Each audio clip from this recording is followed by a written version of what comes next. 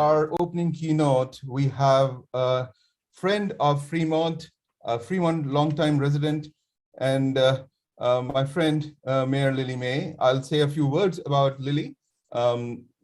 She's a political pioneer, and she was sworn in December of 2016 as Fremont's first woman and minority mayor.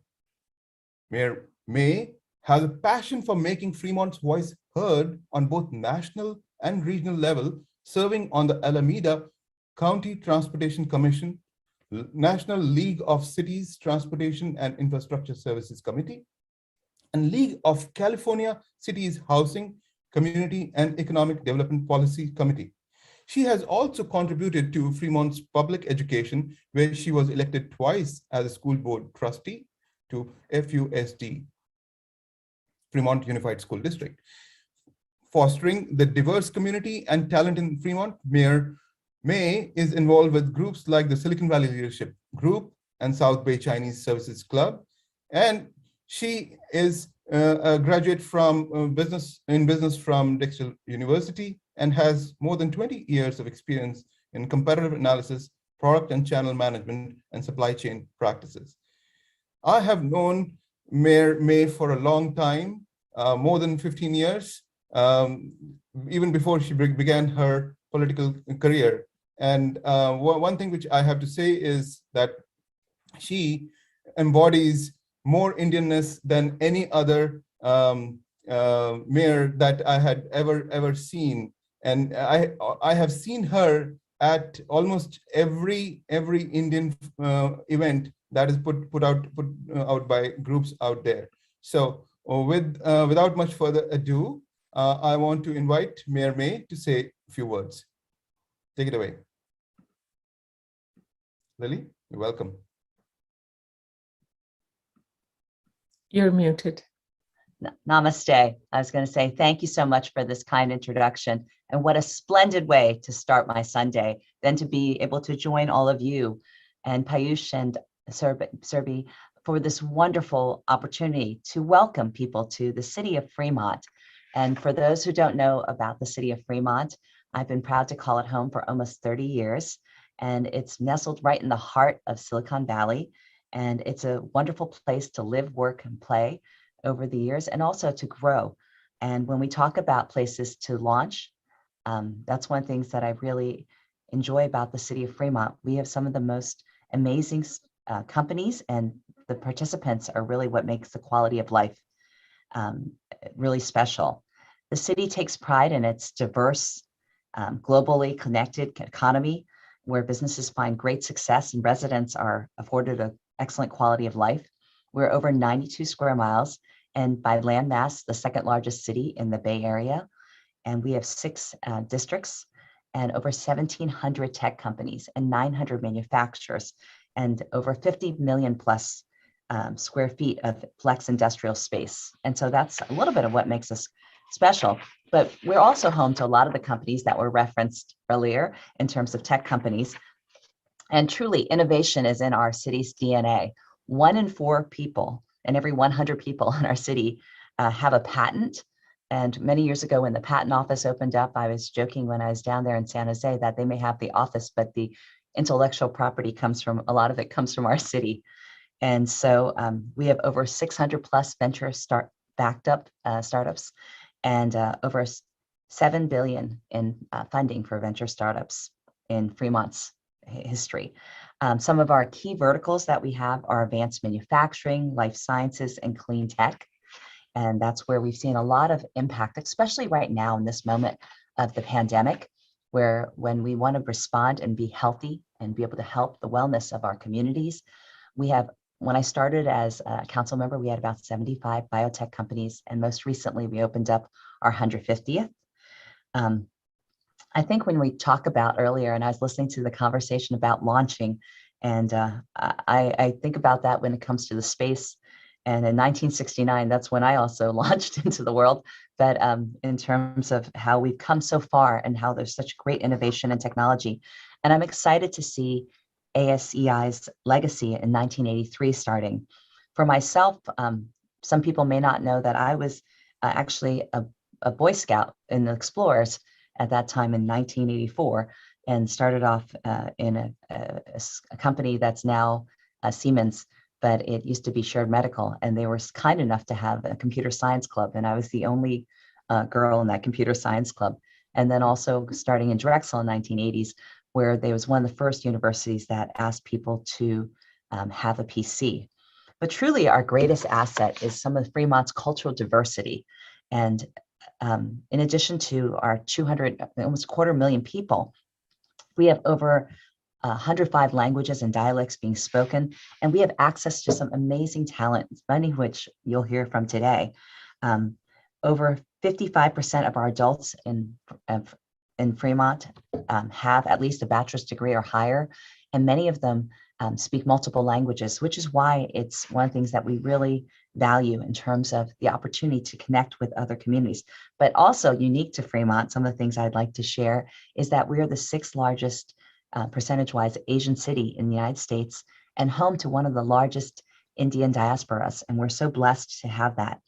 And that's why we have the opportunity to do things like open our cricket fields. And I've had the opportunity to throw out a pitch, even though maybe not making it all the way across. And also I have my own little wicket here. So I'm ready to go if we ever have the opportunity.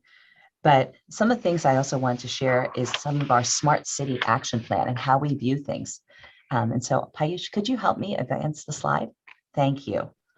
And so when it comes to a smart city, when I started also, one of the things that we did is Fremont, the city got brighter. And I don't mean just the people, but also our LEDs in terms of we updated all those for our entire city. But these center around the corner values that are important to us. Those include efficiency, accessibility, mobility, sustainability, privacy, safety and resilience, economic opportunity, and community shared responsibility. And this is why partnering with organizations like yourselves really help us establish this conversation. The visions that we've been focusing on this last couple years include mobility, public safety, energy environment, city operations, and community engagement. And I would be happy to detail some more of these in the future, but let me share some of these initiatives that we've implemented. So in terms of smart cities, we were recognized as one of the largest cities in the United States, in California, in terms of our sustainability efforts. And we're recognized this past year with a Beacon Award. And part of it is because we've been trying to reimagine how we respond to constant changes in the flexibility that demands on us. So one of those projects is the Fremont Fire Station Microgrid project. And for those who don't know, this past couple years, California, like many other areas, have been impacted by natural disasters, whether it's the wildfires or concerns about earthquakes. And so in preparing for some of this, we have the situation where 3 of our fire stations have been equipped with solar photovoltaic carports and also large battery systems to increase resiliency and bolster their capacity to operate. And this allows us to then be able to respond to our constituents and our community members in moments when it's most needed. It allows us the combination of the system to generate and store our own energy with the ability to separate from the grid and be able to island during an emergency. There are only 5 stations in the country right now with microgrid systems, and Fremont has 3 of them in our city. And so we're hoping that this will allow us as a community to utilize and highlight some of our key companies that are in our city. We've partnered in the past with the California Energy Commission and in partnership with companies like Gridscape and Delta Electronics, because we believe in showcasing our own technology. Another example is that we have been focused on the smartphone apps. And so we've been working on multi-department response on smart city projects. And the development of CRM applications, and then also our police department electric vehicle programs. And I jokingly tell people, not only are the cars supercharged, so are the people. We have some of the most EV infrastructure of any city and the highest EV adoption zip code in California. Finally, some of the things I wanted to share about are also our Fremont Boulevard Safe and Smart Corridor, as we're trying to reimagine how we allow people to commute safely through this time periods. We've been trying to encourage different types of mobility, and many of which were referenced and were shared yesterday and will be shared today We partnered, and we have one of the largest manufacturers, some people may know of their name, Tesla in Fremont, but you may not also know that we have other ones like Zoox. And also, we are also going to be working with air mobility with Hyundai in the near future. And so that will also be rolling out this coming year. Finally, I want to share that also with a company like Pony AI, autonomous vehicle. We've been working with them and launching a pilot in the past with the last mile riders and trying to reimagine how we get workers from our train station back to the city hall. And during this pandemic, when we didn't have people coming to the office, we flexed and moved that pilot instead of stopping it and adapted it to picking up food and delivering it to some of our seniors and homeless, which I think is an innovative way to be able to transition some of that pilot and to be able to make it work. So I'm extremely proud of the innovative programs, and I'm excited to hear about all that ASEI and your members are discussing. And I'm very inspired, especially by the youth, because they are truly our future. And as we move forward, I can see nothing better in terms of the innovation ideas that they come and create. So in partnership with our community and businesses in Fremont, I look forward to continue to prioritize building smarter, more advanced infrastructure in Fremont. And thanks to all of you and your support, we've been able to deliver health and wellness, not just to our community, but to others in support. We have one of also the largest Afghan communities in this time period. I wanted to thank all of you who've come together with our vaccination, with our delivery of support for the homelessness, and with this for the aid for the Afghan refugees. To date, Fremont has raised over $435,000 to be able to help the community. But it's only in partnership that we can build the better and build back for the future.